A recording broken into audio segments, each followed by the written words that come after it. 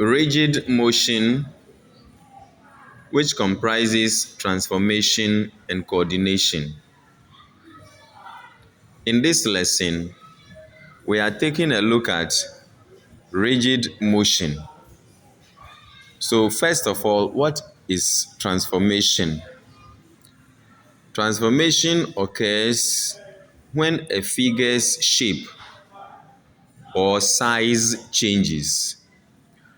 The figure mentioned here can be a triangle, it can be a square, it can be a pentagon, it can be a hexagon. We are talking about the plane figures. So, what really are these plane figures? All the triangles, whether it is isosceles, scalene, equilateral triangle, or right-angled triangle, they are all plane figures. All the quadrilaterals, square, rectangle, rhombus, parallelogram, and so on, they are all trapezium, they are all plane figures. Then pentagon, hexagon, octagon, nonagon, decagon, they are all plane figures. And so transformation occurs in these figures, in a square, in a triangle, in these figures, when the shape or size changes. Let's look at then the types of transformation. Transformation includes reflection, rotation, translation, enlargement, and some special mappings. What really is rotation? It is rotation, reflection, and translation are classified or are regarded as rigid motion because under these rotation, reflection, and translation, the shape or size of the figures do not change when they are transformed. In other words, the shape and size of the figure does not change when it is transformed. That is under rotation, reflection, and translation. So one may ask, why is it that rotation, reflection, and translation are regarded as rigid motion? Then you simply say that rotation, reflection, and translation are regarded as rigid motion because when they are transformed, their shape and size do not change. When you transform a square, the shape and the size will not change. When you transform a triangle, when you reflect a triangle, when you translate a triangle, the shape or size will not change. When you reflect or translate or rotate a square, a rectangle, a trapezium, a parallelogram, their shape or size do not change. This is the reason why we say rotation, reflection, and translation are rigid motions. Then enlargement. As for enlargement, enlargement is not classified as rigid motion because when a square is transformed under enlargement, the size will change. The size will change. The only thing is that the shape will not change, but the size will change. When you transform, let's say, a rectangle under rigid motion, under rigid, when you transform a rectangle under enlargement, the size will change, but the shape will not change. When you transform a pentagon under enlargement, the size will change, but the shape will not change. So we say under enlargement is not classified as rigid motion because the size of the figure transformed changes. The size and the enlargement changes. Good.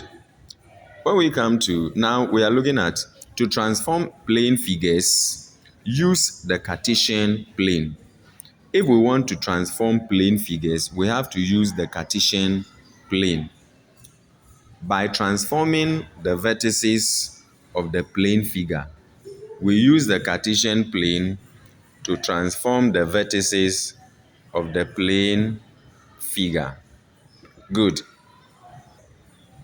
So under bearing, we looked at the Cartesian plane. So this is the Cartesian plane, this is the x-axis, and this is the y-axis.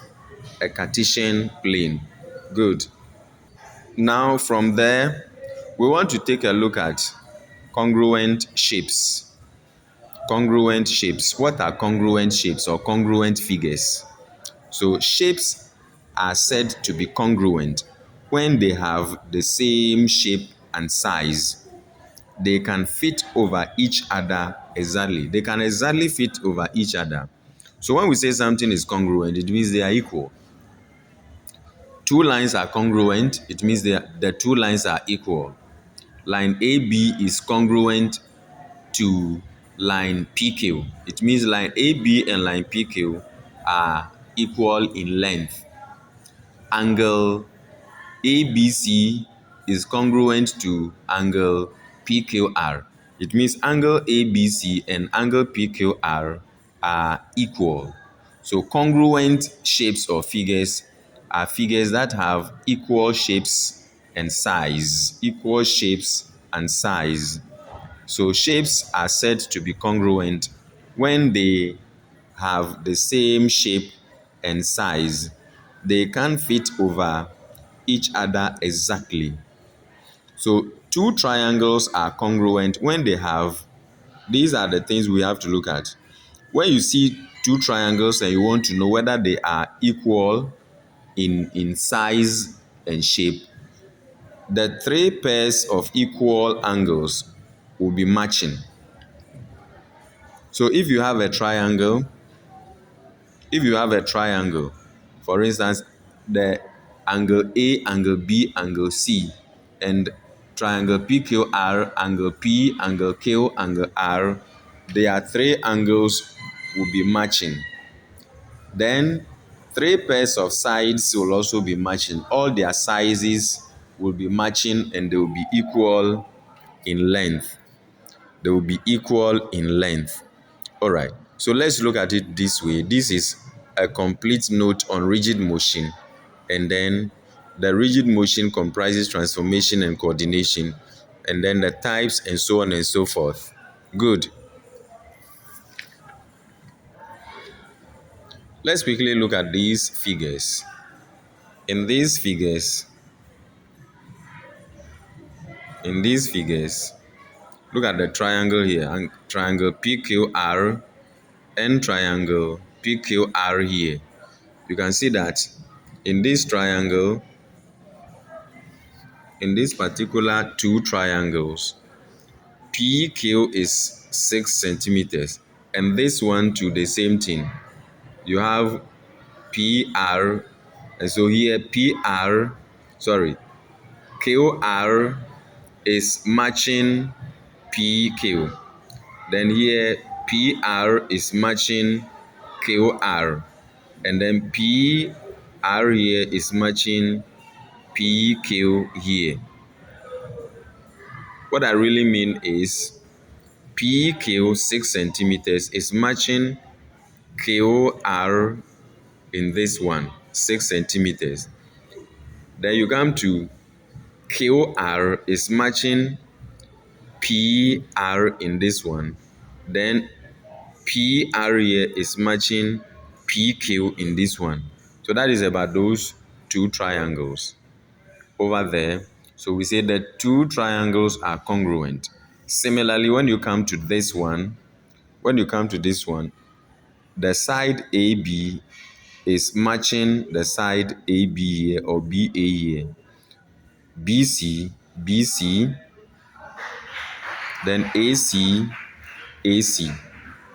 Angle at A, the A is here, so the angle here is at A, 60 degrees, and the angle at A here is also 60 degrees. So we say that two triangles there are congruent. It means they have the same shape. The two triangles here, they have the same shape and they have the same sizes. The two triangles here, they have the same shapes and they have the same sizes. Very good. Then we try to consider what similar figures are. Similar figures or similar shapes. Similar shapes or figures have the same shape but different sizes.